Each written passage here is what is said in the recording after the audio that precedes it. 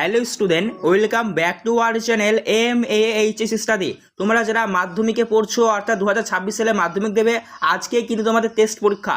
আর তোমাদের টেস্ট পরীক্ষার জন্য ফাইনাল একদম সাজেশন নিয়ে চলে এসেছি বাংলা বিষয়ের।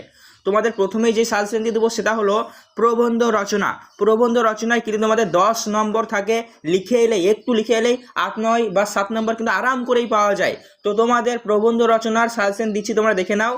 তোমরা কিন্তু এখানে 10 নম্বর পেয়ে যাবে। সব মিলিয়ে মূল বক্তব্য হলো বিজ্ঞান এবং কুসংস্কার বা বিজ্ঞানের ভালো মন্দ। বিজ্ঞান বিষয়ক রচনা আসছেই 100%। তো তার জন্য আমরা প্রথমে যেটা রেখেছি সেটা হলো বিজ্ঞান ও কুসংস্কার। এই বিজ্ঞান বিষয়ক নলেজ যদি তোমার যদি থাকে, রচনা লিখতে পারো, তাহলে তুমি রচনা কমন পেয়ে যাবে।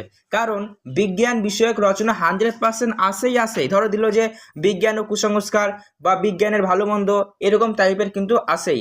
বা ছাত্র জীবনে বিজ্ঞানের ভূমিকা, বা ধরো অন্ধকার সমাজ, বা ধরো যে সমস্ত কুসংস্কারগুলো আমাদের জীবনে রয়েছে সমাজে, সেই সমস্ত জীবনের প্রতি আমাদের প্রতিকার করবার জন্য বিজ্ঞান কিরকম ভূমিকা পালন করে, বা বিজ্ঞান বিষয়ক যে কোনো রচনা আসলেই তুমি একটি রচনা তোমার জানা থাকলে তুমি শব্দ পারবে। তারপরে দেখো পরিবেশ রক্ষায় ছাত্র সমাজের ভূমিকা, এটা কিন্তু অত্যন্ত গুরুত্বপূর্ণ। এবং একটি ভ্রমণের অভিজ্ঞতা, সেটা যে কোনো জায়গার হতে পারে, সেটা দিতেই পারে। এবং বাংলার উৎসব, এই যে 4টি রচনা দেখতে পাচ্ছ, এই রচনার ভিতরে তোমরা কমন পেয়ে যাবে। বিজ্ঞান বিষয়ক তো আসছেই, লিখে নাও, ঠিক আছে। চলো আমরা পরবর্তী প্রশ্নগুলো দেখে নিই। তোমাদের কিন্তু আবারও বলে দিচ্ছি আমি, দেখো তোমাদের থাকবে একটি হচ্ছে সংলাপ রচনা এবং অন্যটা হচ্ছে প্রতিবেদন রচনা। এইখানে তোমাদের সব মিলিয়ে দেখো কত নম্বর থাকছে। তোমাদের 5 নম্বর থাকবে, যে কোনো একটি করতে হবে, ঠিক আছে। একটি থাকবে তোমাদের সংলাপ রচনা এবং অন্যটি থাকবে প্রতিবেদন রচনা। আর এটি তোমাদের নিশ্চয়ই দেখবে, তোমরা তো স্কুলের টেস্ট পরীক্ষা দেবে, আর টেস্ট পরীক্ষার প্রশ্ন কিন্তু স্যারেরা করে স্কুলের। আর তোমরা যদি স্কুলে নিয়মিত যেয়ে থাকো, তাহলে দেখবে স্যারেরা, বাংলা বিষয়ের স্যারেরা কিন্তু এই বিষয় নিয়ে স্কুলে আলোচনা করে। যেগুলো বলেছে সেগুলাই করে যাও, কমন পেয়ে যাবে, ঠিক আছে।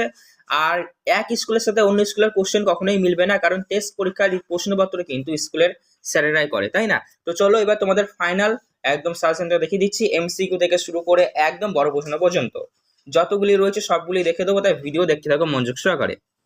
দেখো তোমাদের MCQ বা মাল্টিপল চয়েস প্রশ্ন সঠিক উত্তরটি বেছে নিয়ে লেখো, 17খানা থাকবে।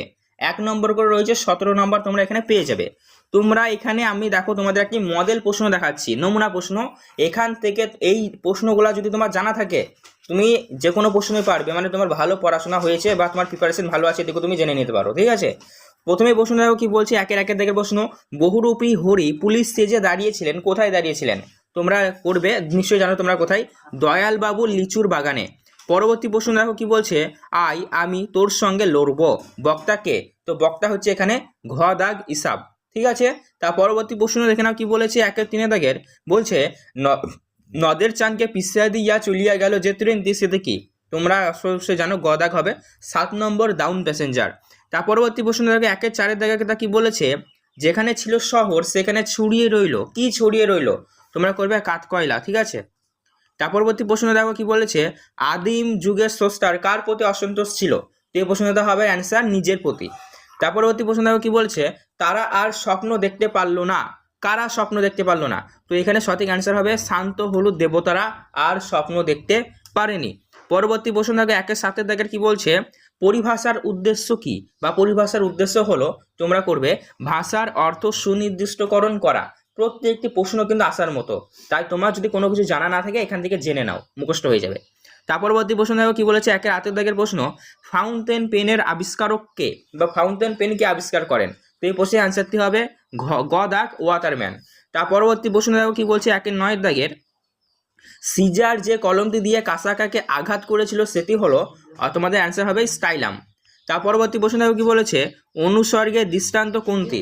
তো অনুসর্গ দৃষ্টান্ত অপশন করে দেখে নাও, এর মধ্যে থেকে হবে জন্য হবে সঠিক অ্যান্সার।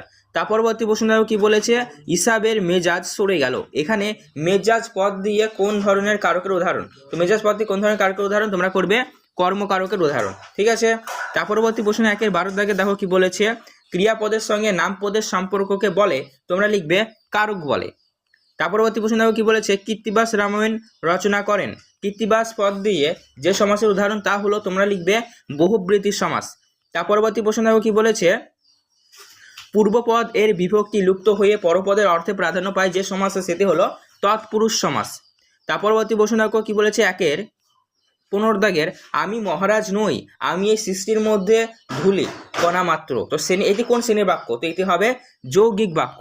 তার পরবর্তী প্রশ্ন দেখো কি বলেছে, বিড়ালের গলায় ঘণ্টা বাঁধবে কে? অর্থগত দিক দিয়ে এতে কি? তো এই বাক্যটা কি বাক্য? ঠিক আছে, তো বইটা হবে প্রশ্নবাচক বাক্য, কারণ এখানে প্রশ্ন চিহ্ন রয়েছে। ঠিক আছে, এটাকে তোমরা শনাক্তকরণ করতে পারো।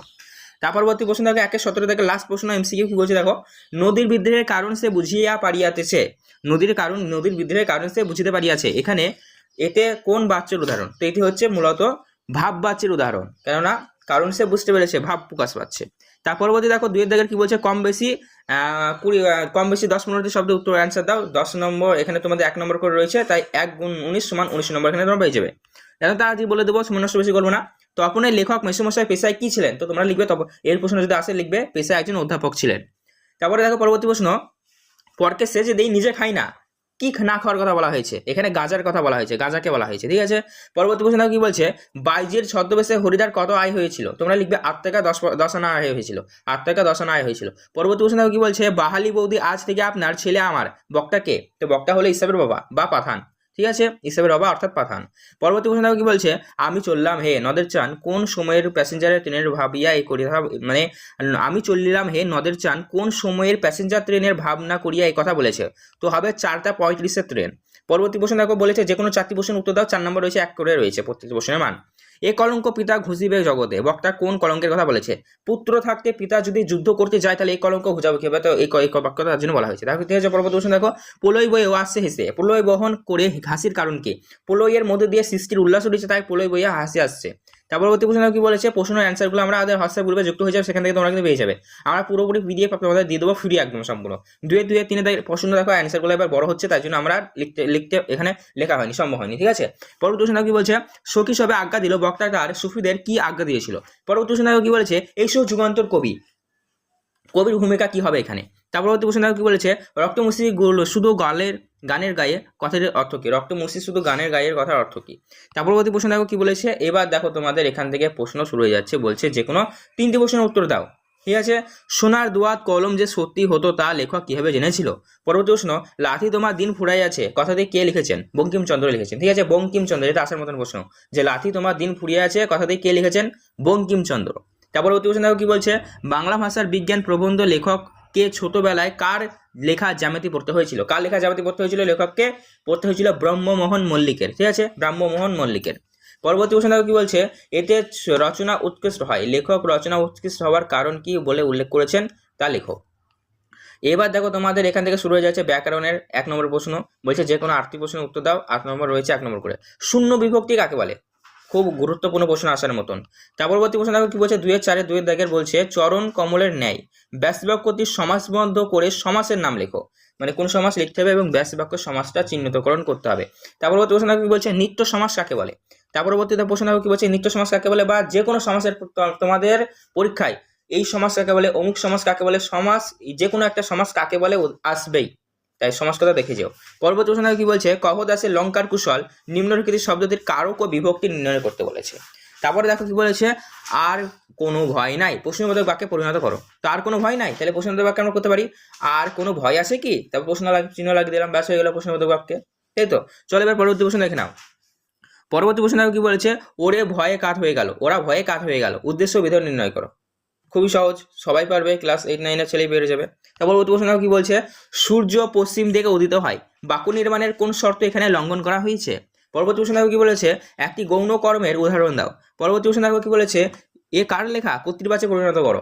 পরবর্তী প্রশ্ন, কলম তাদের কাছে আজ অস্পষ্ট, জটিল বাক্যে পরিণত করো। এই হলো তোমাদের 7 নম্বর প্রশ্ন, 1 নম্বর প্রশ্ন সব কমপ্লিট হয়ে গেল। এবার বড় প্রশ্ন করা তোমরা দেখে নাও।